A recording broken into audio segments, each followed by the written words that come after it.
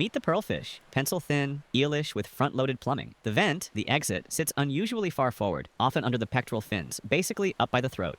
Real question, why evolve that? Convenience. It helps when we settle in at home.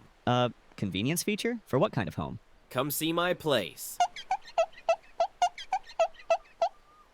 So, where's your home again? Right there.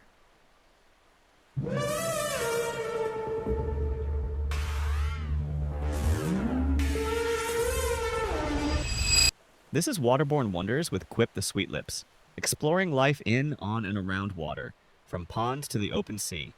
Like, subscribe, hit the bell, and have a great day. Picture this.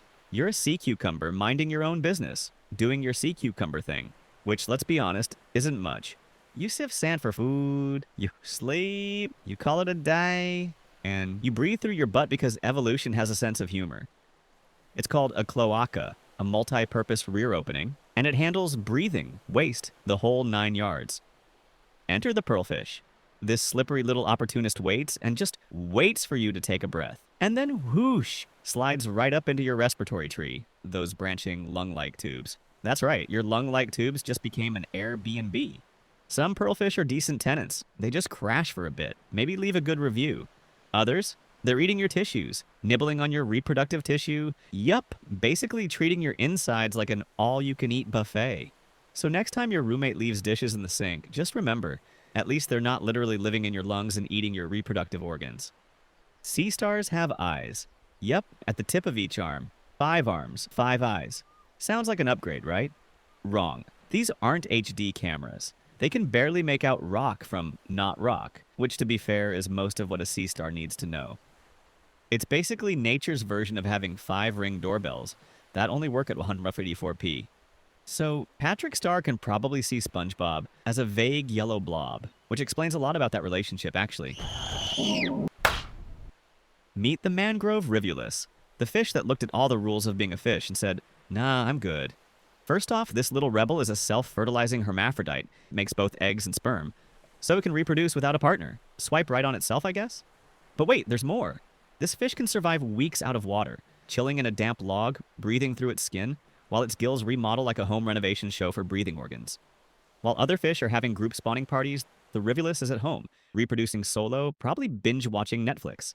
Evolution said, it takes 2 to tango, and Rivulus said, watch me. Before modern test sticks, doctors used a different method. They injected a woman's urine into an African clawed frog, Xenopus, and waited. If the woman was pregnant, HCG, the pregnancy hormone, triggered the frog to ovulate or lay eggs within a few hours. This procedure, known as the Hogben test, sounds like it stepped out of a novel, but it was standard medical practice in the 1940s. Imagine a time when good news was confirmed by a cluster of frog eggs. Today, that amphibian awkwardness has given way to 2 simple lines. This is a strange one. Wait, who are you? A platypus? Bury the platypus! The platypus, already nature's fever dream with its duckbill, beaver tail, and egg-laying mammal status, added one more feature, Venom Spurs. Males have modified ankle daggers that inject pain so intense standard painkillers often struggle to help. During breeding season, the venom ramps up because nothing says, "I'm ready to mate," like weaponized feet. It's giving toxic masculinity a very literal twist. Australia, where even the adorable things can hospitalize you. Never change. In Europe, Wells catfish have discovered Uber Eats, except they are the Uber, and the food is pigeons. These absolute units, we're talking 6-foot river monsters, have learned to beach themselves to snatch birds off the riverbank. It's basically the orca playbook, just in a river. Imagine you're a pigeon, just vibing by the water. And a fish the size of a middle schooler launches onto land and swallows you whole. Death by fish was probably not on that pigeon's bingo card. The success rate isn't great, but when you're a 200-pound catfish, you can afford to miss a few shots.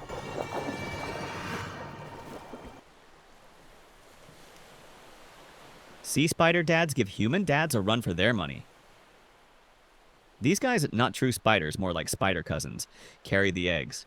They have special legs called ovagers, egg-carrying legs, just for baby toting.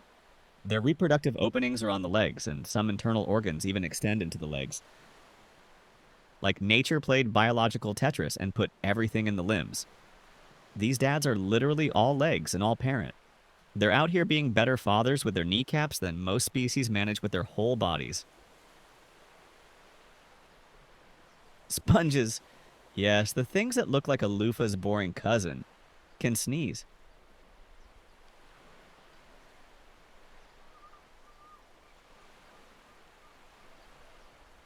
Well, kind of. When their filter system clogs with ocean gunk, they contract and push out mucus-loaded waste in what scientists call a sneeze.